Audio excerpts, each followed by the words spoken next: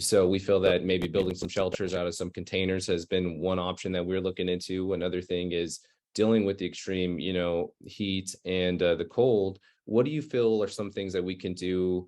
I've watched a lot of your videos as far as the winter time seems like the pigs do rather well, but it's the summertime. We have mud holes that, we try to fill up as much as we can. But what are some recommendations you have for the, weather fluctuations that happen in the high desert? In the winter, ours are all in hoop houses because it gets really cold here. We get down to zero Fahrenheit. So, and we get snow, and so they go into they're in these deep bedded hoop houses for about 100 days, in the dead of winter. Have you used shade cloth? Shade cloth, as far as we have For shade for summer shade. That's what we've been using in the summers. We've been using that for the most part, and we can get it at like 50 feet or so for rather inexpensive, that we're able to put across the top, and it works pretty well.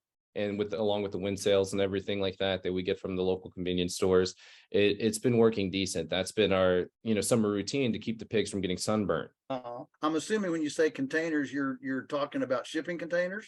Yes, that's what I was looking forward to, like in the future, because it was something that with those wind sails and everything like that, it'll be good until about the first or the second rain. And when the wind comes through 50, 60 miles an hour, it's pulling those things down. I actually tried to put some on the fence, and it started to bring in the chain link fence.